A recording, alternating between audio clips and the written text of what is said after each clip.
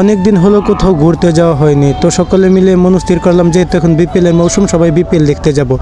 নদী পার হয়ে আমাদেরকে যেতে হয় ঢাকায়, তাই নদীর ওপারে আমরা গাড়িকে বলে রাখছিলাম আমাদের জন্য অপেক্ষা করতে।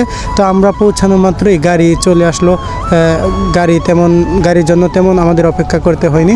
তো ভেবেছিলাম রাস্তা অনেক জ্যাম হবে, কিন্তু আসলে ফাঁকা রাস্তায় পেয়েছি, কোনো জ্যাম জট পোহাতে হয়নি।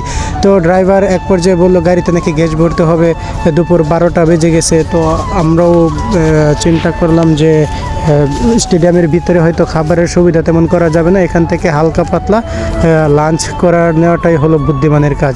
তো যে যার মতো লাঞ্চ করলো এবং লাঞ্চ করে আবার গাড়িতে উঠে পড়লাম মিরপুরের উদ্দেশ্যে। তো শেরেবাংলা নগর ন্যাশনাল স্টেডিয়ামে আমরা কখন স্টেডিয়ামে পৌঁছাবো সে অপেক্ষার প্রহর গুনতেছিল সবাই।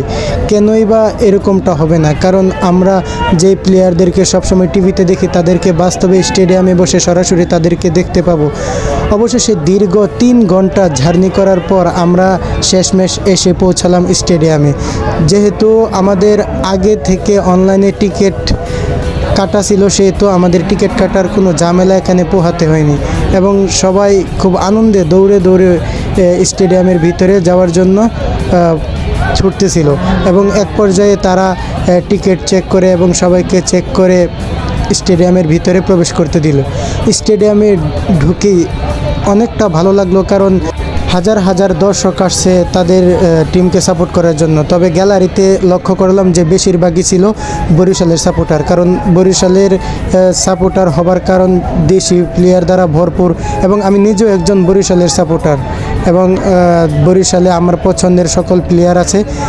আমরা একটি টিকিট দিয়ে 2টো ম্যাচ উপভোগ করলাম। দুপুরবেলা রংপুর বনাম খুলনা এবং রাতে চট্টগ্রাম বনাম বরিশালের ম্যাচটা আমরা সুন্দরভাবে গ্যালারিতে বসে উপভোগ করলাম এবং পছন্দের প্লেয়ারদেরকে দেখলাম গ্যালারিতে বসে। খুব ভালো লাগলো। তবে সবথেকে ভালো লাগতো যদি আমাদের বিভাগ ঢাকা থাকতো। আমাদের সাথে আছে আমার এক চাচা।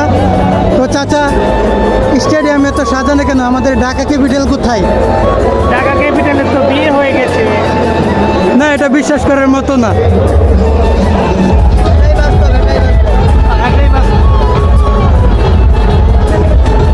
তো সরাসরি গ্যালারিতে বসে খেলা দেখে খুব আনন্দই পেলাম এবং শেষমেশ রাত 10টার দিকে রওনা হয়ে সুন্দরভাবে বাড়ি এসে পৌঁছালাম। ধন্যবাদ সবাইকে।